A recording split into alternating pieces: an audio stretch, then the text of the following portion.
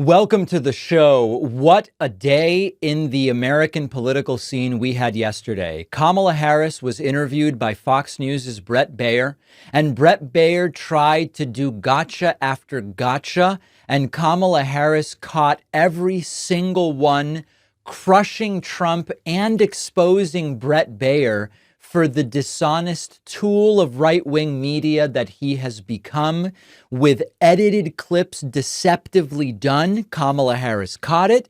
And in this first clip, Bret Baier tries to get a basket of deplorables comment out of Kamala Harris. Bret Baier goads her into saying, "Are you saying Trump supporters are stupid?" And Kamala Harris is ready for it.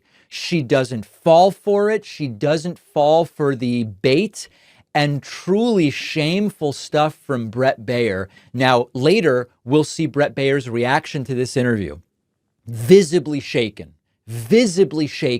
by how this all went down, because she didn't fall for a single one. Here's Kamala Harris saying, "Of course I'm not going to insult the American people. What are you trying to get me to do, Bret?" Supposed to be a cakewalk. So are they misguided, the 50%? Listen, are they stupid? What God, is it? I would never say that about the American people. And in fact, if you listen to Donald Trump, if you watch any of his rallies, he's the one who tends to demean and belittle and diminish the American people. He's the one who talks about an enemy within, an enemy within, talking about the American people, suggesting he would turn the American military on the American people.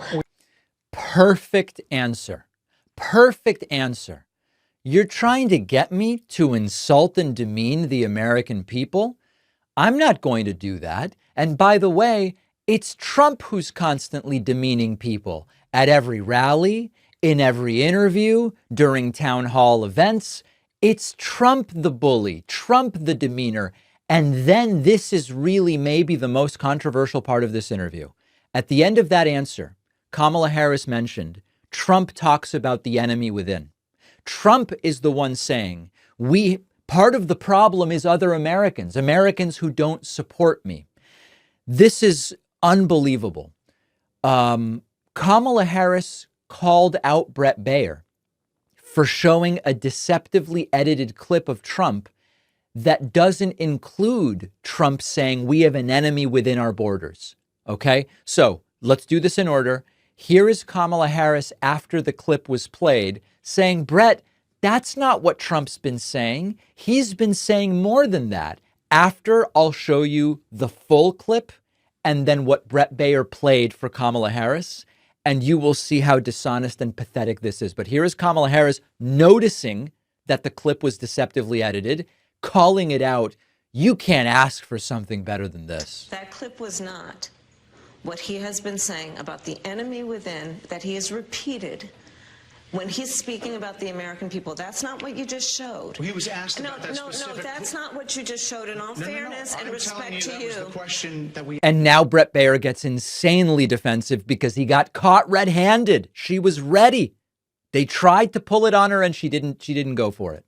You didn't show that, and here's the bottom line. He has repeated it many times, and you and I both know that. And you and I both know that he has talked about turning the American military on the American people. He has talked about going after people who are engaged in peaceful protest. He has talked about locking people up because they disagree with him. This is a democracy.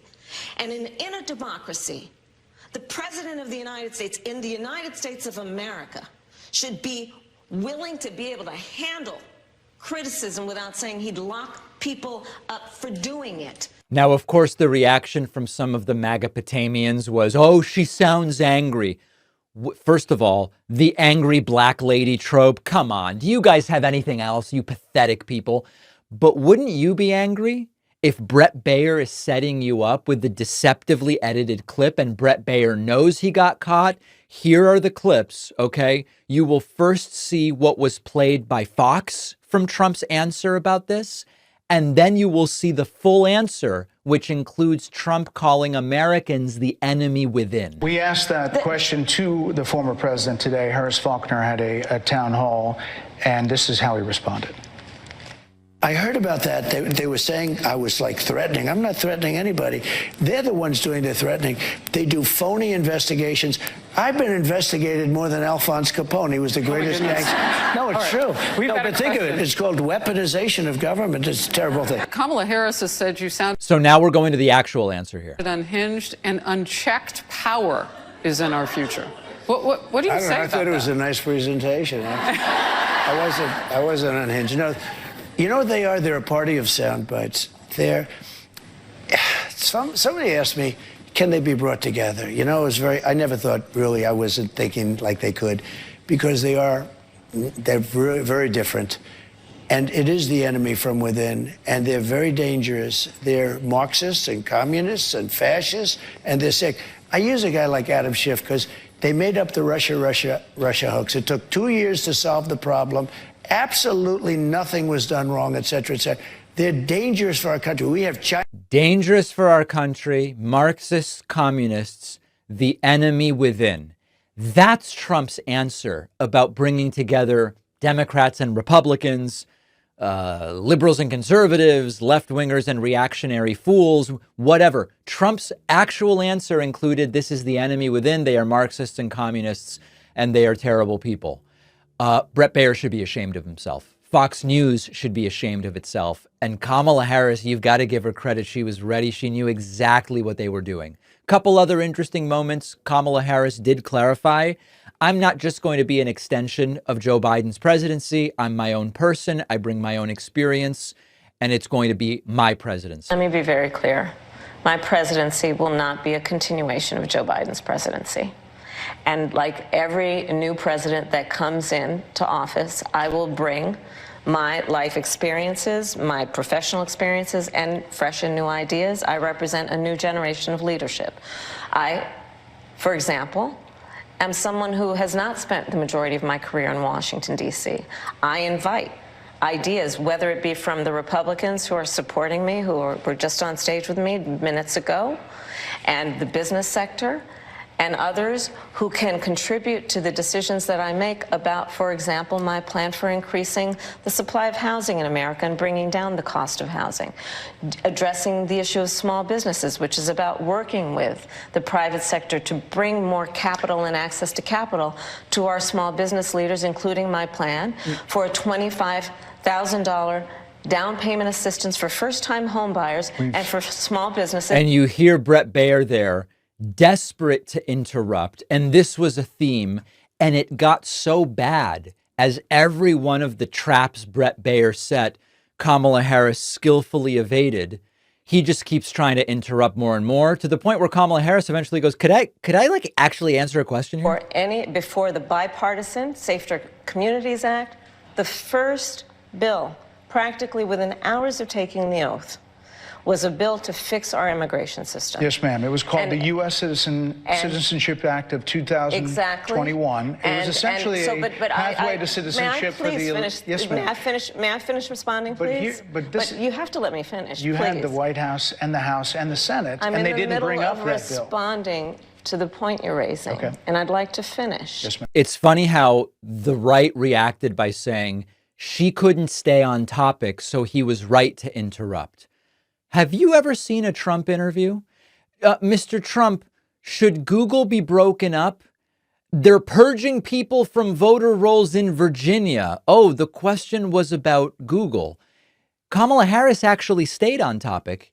Bret Baier didn't like it, and he would try to change topic. And the reaction from this interview, to this interview, from the MAGA right is pretending like it was terrible for Kamala Harris when she obliterated every single trap set up by Bret Baier. Now let's talk about what Bret Baier looked like after this beatdown was over. Did you know that countless commercial databases and people search sites are storing your personal information? Anyone, from an employer to a former partner, can use these platforms to get details about your online presence, your home address, phone number, email, license plate, family members, financial information, even political views. Europe has laws that offer some protection, but in the US, the data is widely accessible. Even the FBI will buy this information from companies to spy on people without a search warrant. Our sponsor, Incogni, provides a solution. It takes just seconds to sign up, and Incogni will send removal requests to all of the major data brokers, legally compelling them to get rid of your data. Incogni keeps you informed throughout the process. You'll get real-time updates, who has complied, which ones are still pending. They'll handle follow-ups, they'll handle appeals on your behalf, and this will save you hundreds of hours. Very few people have the time or resources to do this on their own. This service can also reduce the number of spam calls and emails you get, since many solicitors and scammers get your information from these very same sources. Go to incogni.com/Pacman and use the code Pacman for 60% off. The link is below.